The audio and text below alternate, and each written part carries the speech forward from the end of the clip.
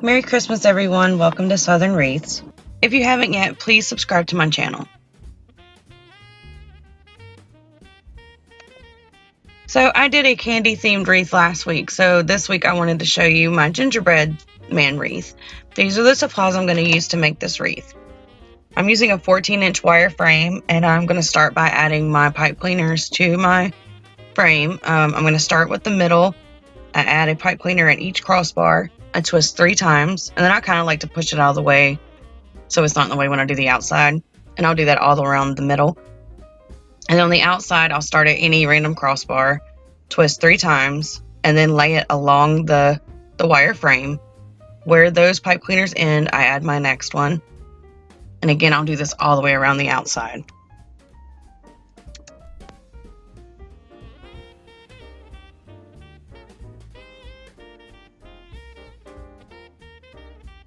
And I'm twisting semi-tight. It's not too tight and not too loose. I just want it to keep it, I want to keep the pipe cleaners from moving.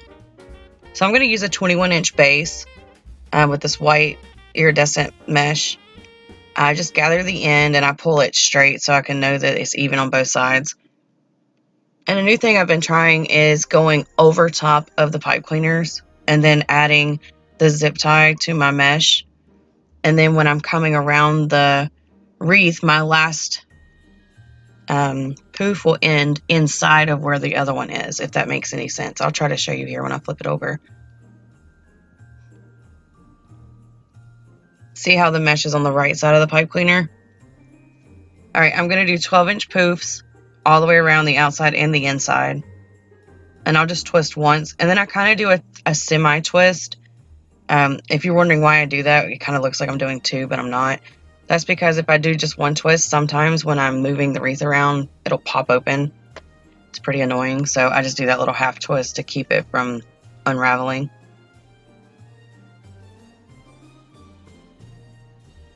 Alright, after I add my last poof to the outside, I'm going to move to the closest pipe cleaner on the inside, twist once, and then make my 12-inch poofs around. And then at the end, you'll see I open it here and add my last poof. That one I did twist more than once just to keep it secure because it was pulled in from the outside. You don't have to do that, but... Alright, now I cut about 6 inches out. That's probably more than 6 inches, but... Anyways, I've cut a piece of it so I can stick it through the back and attach it to the frame to keep it from coming undone.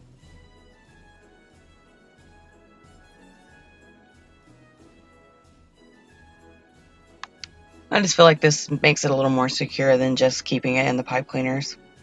And I'll just trim everything away.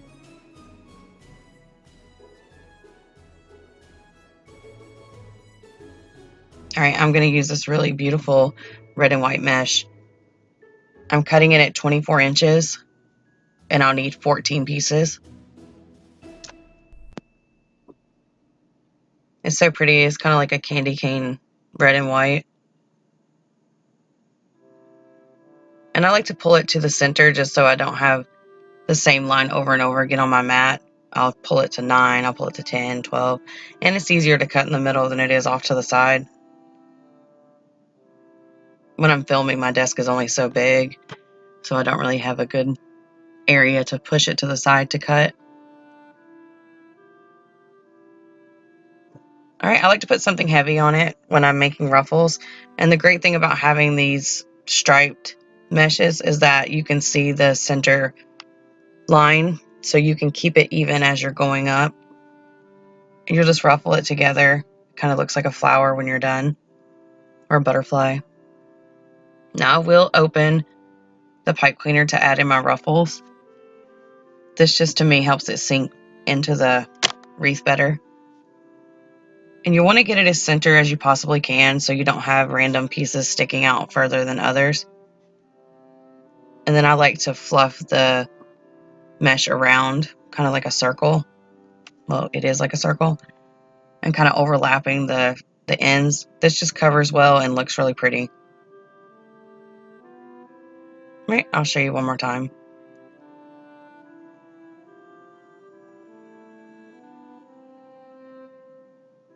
Luckily, this mesh isn't too hard. Sometimes you can find some mesh and it really hurts your hands when you're ruffling it, but this one didn't bother me that much, and it didn't fray as much as I thought it would. It might be because I got it from Craft Outlet. All right, after I added my last one, I'm just gonna fluff it around, and you kind of pull each thing up away from each other so they're poofed up, but that looks so pretty just like that. All right, I'm using several different ribbons for this, and I didn't really have a rhyme or reason with how I was doing it, so I just cut enough to put, I believe, 2 in each section, so I just needed 28. And I like to use my piece of cardboard. It's 12 inches. It didn't cost me anything. I just had it laying around the house. And then I can just slide my scissors in either end and cut it away. I will dovetail all of them. I know some people don't like to dovetail the smaller ribbon, the 1.5 inch ribbon. I still think it looks pretty, but you can also do like a diagonal cut on that if you don't like the way the dovetail looks on the smaller ribbon. But I'm showing you how I dovetail here. I just fold it in half and then just cut from the wire in. All right, and I went ahead and stacked everything the way I want it to look in the wreath. I do kind of move stuff around as I'm going through if I see that there's 2 side by side, and I don't like that. That's what I like about having it all together, because it's easy to see. But I'll fold it in half, find the center, pinch it together, put it into the pipe cleaner, and then I'll roll down with my glue stick, or in this case a pin, and then I just like to fluff my ribbon. And I always like to start on the inside versus the outside, because the way I have to be when I'm doing my wreaths, my hands lay over the wreath when I'm adding the inside, and I always ended up messing up the outside ribbon. So if you have that problem where you have to go back through and fix all of the outside ribbon when you're done, try starting on the inside first.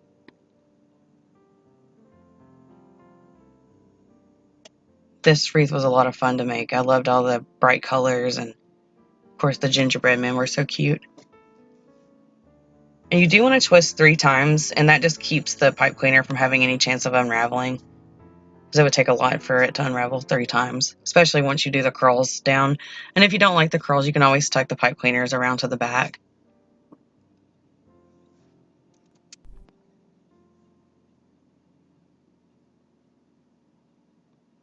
I'm going to use this like candy garland.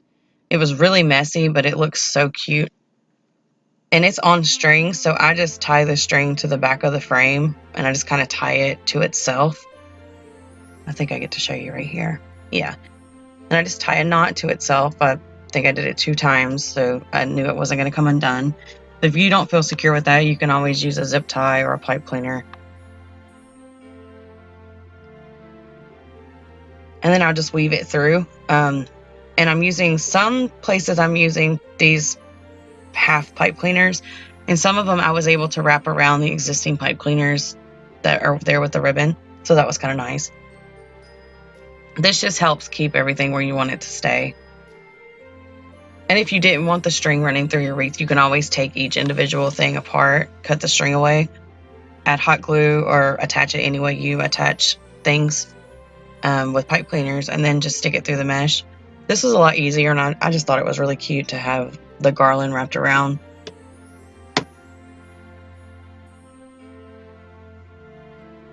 And right there, I'm pushing to the back with the pipe cleaner. And then when I see my loop, I just stick it through there and then attach it to the frame. That was the easiest with the string. You could attach it to the string and then push it through, but I found it easier to push the string through and then attach it. And now I'm just going to speed up and let you watch me finish.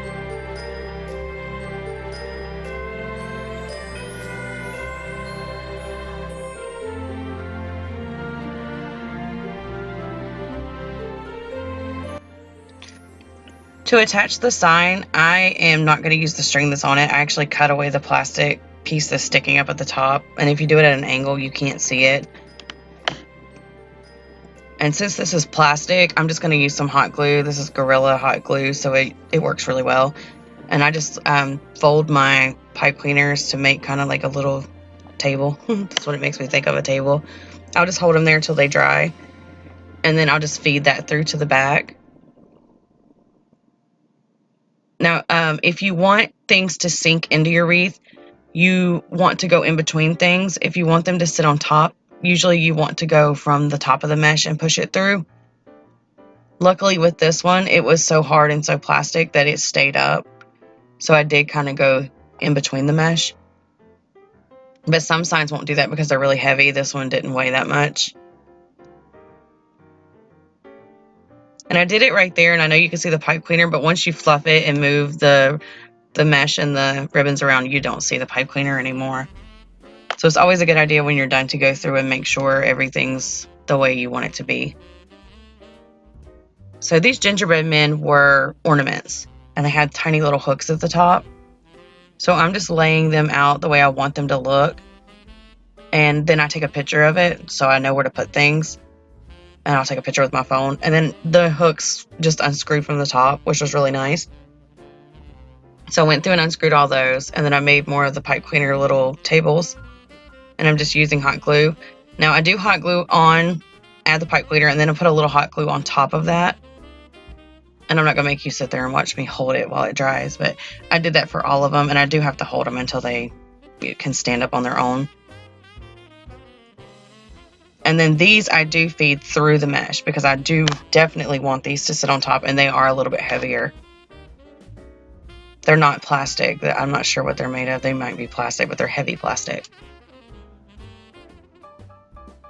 And you may want to use a whole pipe cleaner versus a half one because I was having a little trouble pulling it through to the back.